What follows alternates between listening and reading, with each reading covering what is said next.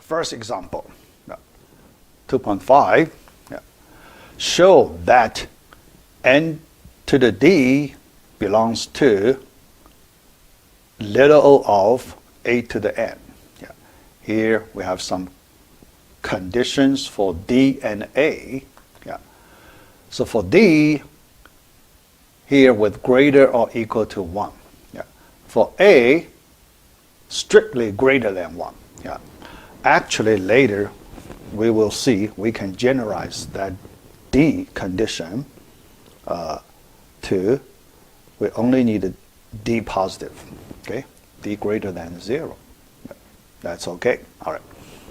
But here, let us consider this d because in the condition here, the d could be non-integer. Could be non-integer.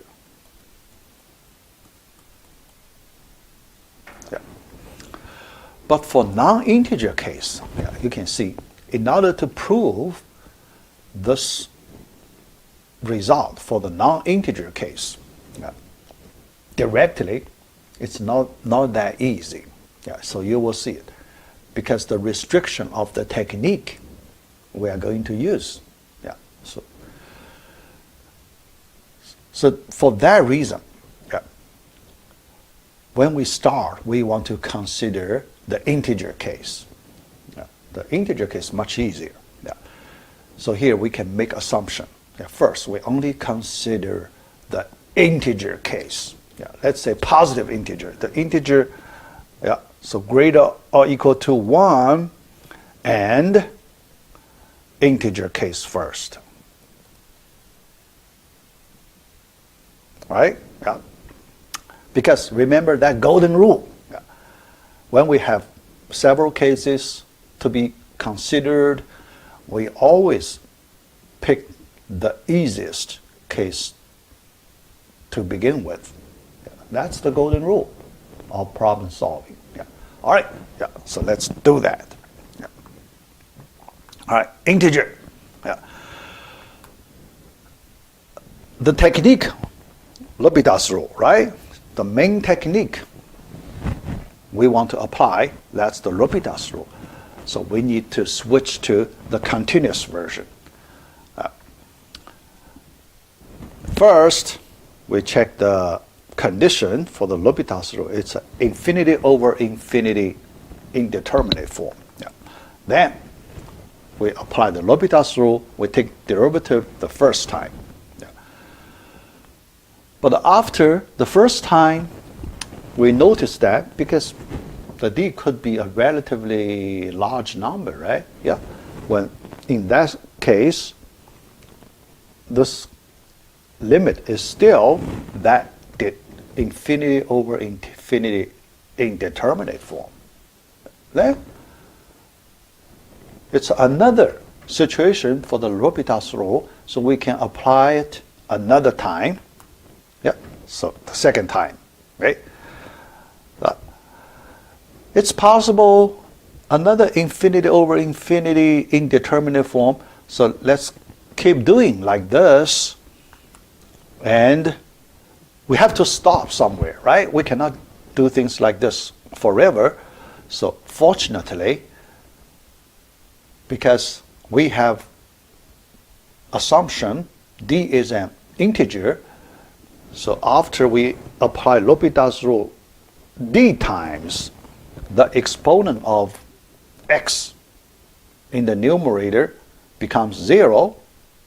That means it's 1. Then it is a constant, right? Then it is determinate, right? So after simplification, the numerator becomes d factorial. Denominator goes to infinity. So the whole thing goes to whole thing goes to 0, right? So constant over infinity. So that's 0.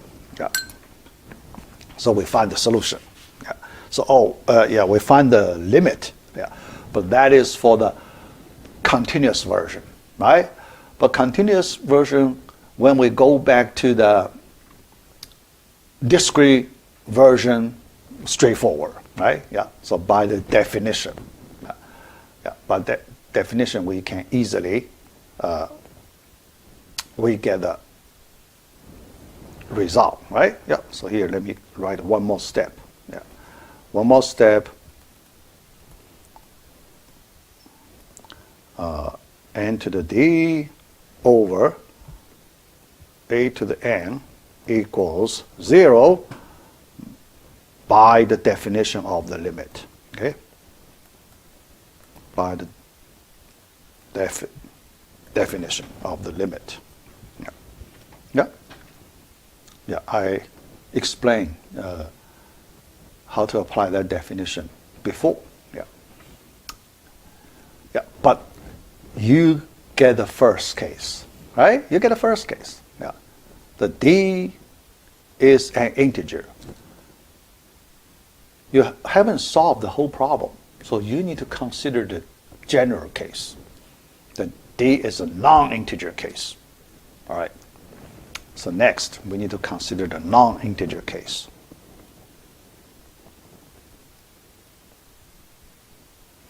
Non-integer case, yeah, looks much harder than the integer case. Yeah, because if we review our technique used here, look, the L'Hopital's rule for non-integer case, how to stop. No. So when we apply the power rule of the derivative, yeah, so if we keep going, where can we stop, right? Yeah, that question, not easy to answer. Yeah. Although, if you work on it carefully, yeah, so it's possible, so you can do it. Yeah, it's possible you can do it, right? Yeah, yeah, but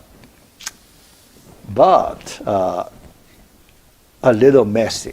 Yeah, so you will see the process is a little messy. Yeah, all right. Let us change to a different way. Yeah, we try to find a neat way to work on the general case. Yeah. So here I like to introduce that some problem-solving approach. Yeah. All right. Here, because we have got the solution for the integer case, then that solution can be used for the general case, right? Yeah. We have proved it. So now it becomes the known result, so we can use our known result, right? So then we will use that known result as a stepstone for the general case. Yeah. So here, let me show you how to use it as a stepstone. Yeah. So the basic idea is, yeah, when we compare the integer case and the non-integer case, you can see, although they are different, but there is a gap between these two cases. Yeah. So what we are going to do is bridge the gap. Yeah. And although there is a gap, but the gap is not very big, right? Yeah, the gap is not that big, so we can bridge the gap without too much work. Yeah. So here, let me show you how to bridge the gap. Yeah. All right. First, conversion. Yeah.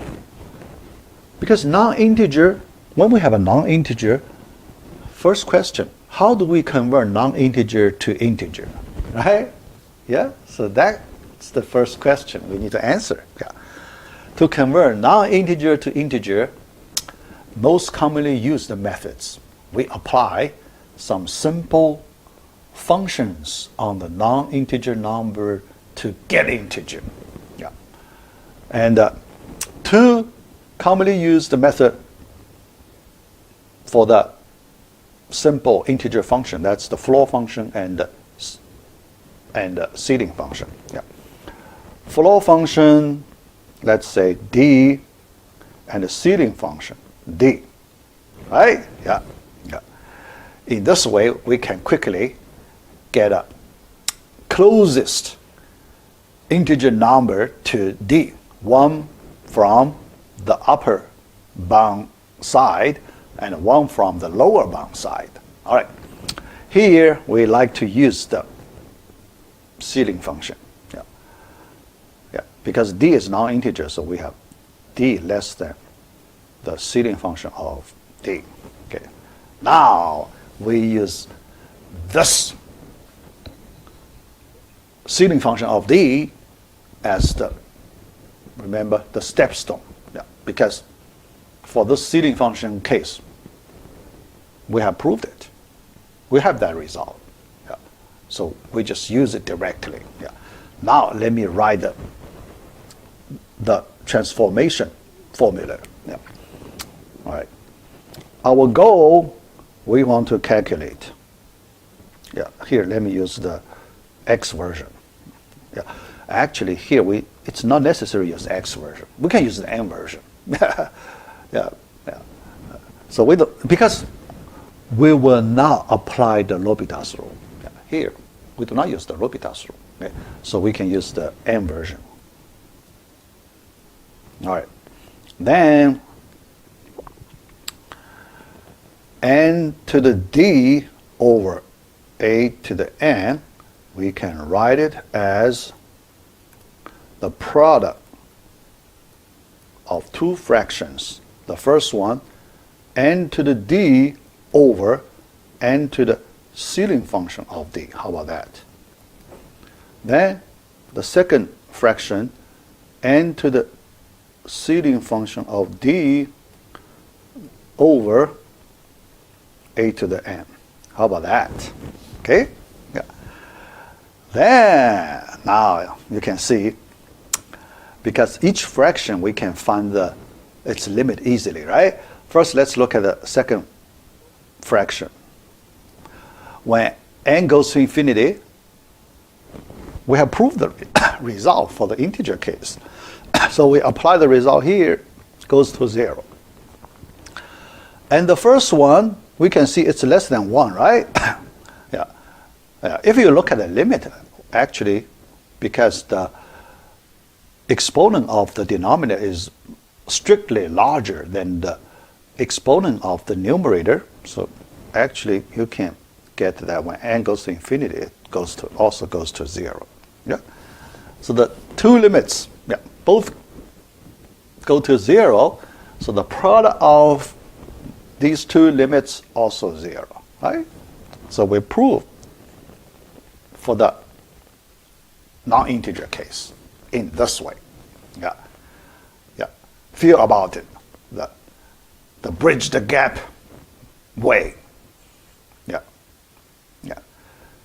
So here, let me summarize a little bit. In problem solving, when we solve a relatively hard problem, yeah, so there is a common approach to do it. Yeah. First, we work on the simpler case, yeah, by the golden rule, right? Golden rule. Yeah, we work on a simpler case. Yeah. All right. After that, because we have some intermediate result, yeah, when we move to the general case, then what we are going to do, we need to bridge the gap. Yeah. Because the simpler case is pretty close to the general case. So the gap is not that big. Yeah. Yeah. So if your simpler case is some approximate version of the general case, and the gap is not too big. Yeah. If the gap is very big, then you need to do more work. Okay? If the gap is relatively small, then you do not need to do too much work. So in that way, you can find a solution of the original problem. Yeah. So that's the some general problem solving method. Yeah. All right, let me move to the next example. The next one, 2.6. So this time, you can see this example similar to our example 2.4. Yeah, but here the main difference is this g function, root of n. Yeah. For root of n, we still apply the L'Hopital's rule. Yeah. Yeah. Because here, at this point, we are very familiar with the L'Hopital's rule. So let me go through the whole calculation quickly. Yeah. So, because the explanation part, I have repeated several times. So this time, I do not need to do too much explanation. Yeah. Let's do it. Yeah. Quickly. Continuous version first. Yeah. So then, in order to apply derivative, so we need to write a form more friendly. Yeah. Then we apply the derivative formulas. Yeah. After that, we do simplification. Yeah. But yeah. Oh, here, because at the beginning it's a infinity over infinity indeterminate form. Yeah. But at this step, it's not an indeterminate form. Yeah.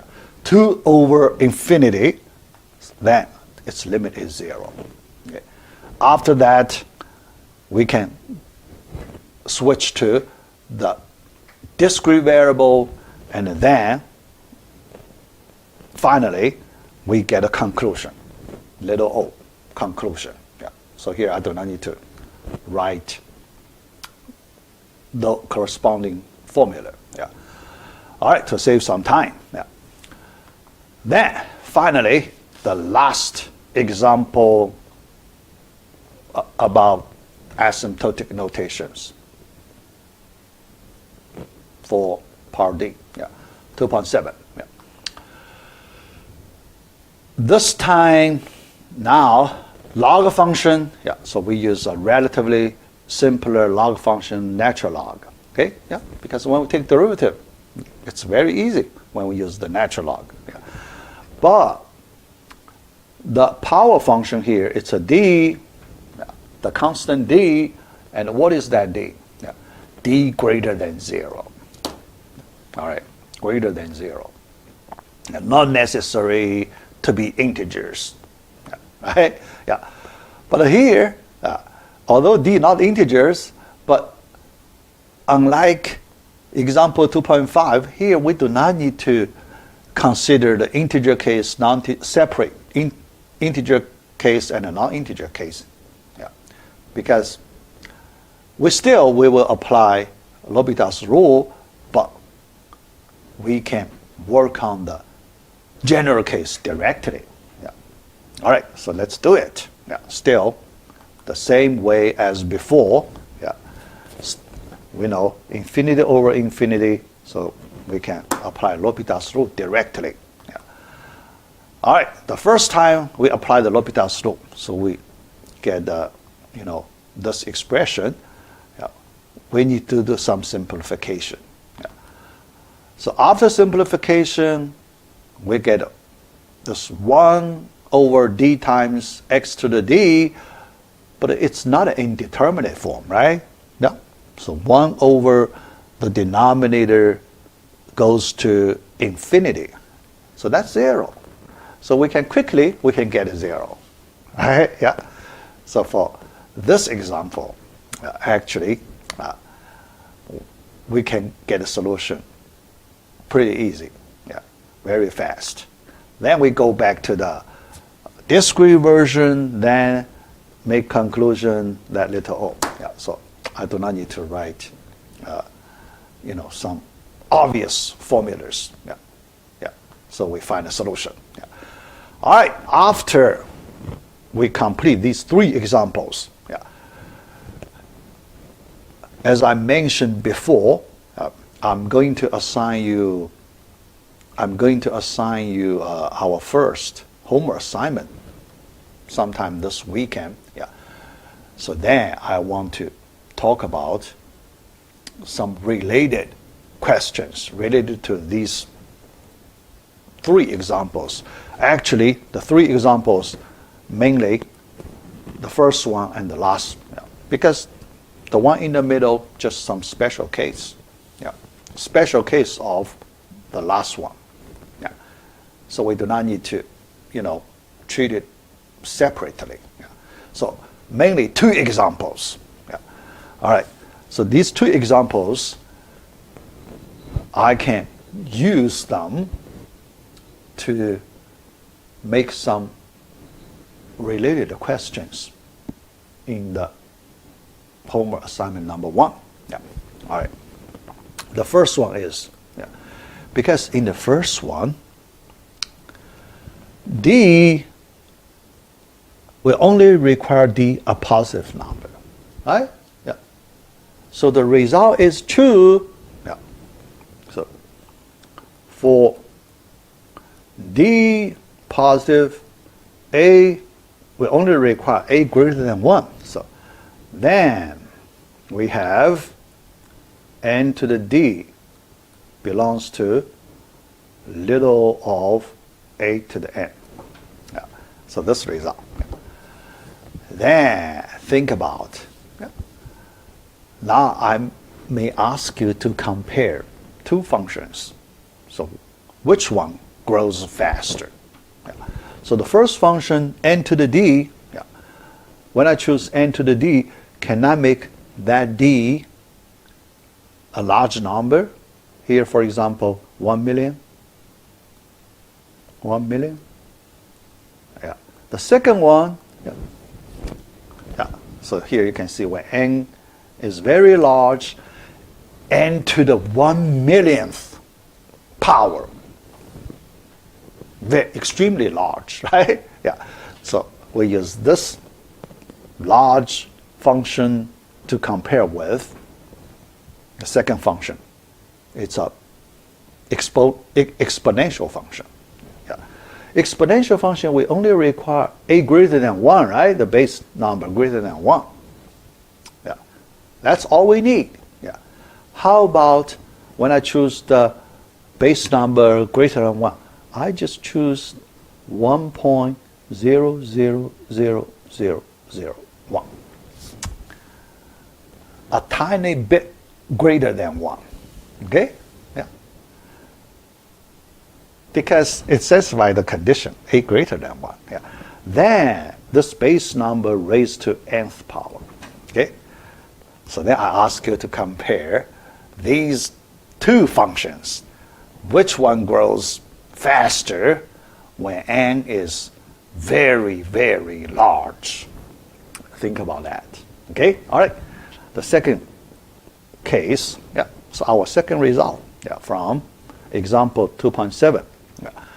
And in this one, we only need D positive, right? That's all we need. And we have the condition natural log of n belongs to little o of n to the D. All right. So based on this result, now we need to compare 2 functions. So the first function, just natural log of n. Okay. But for the second function, we only need a D positive.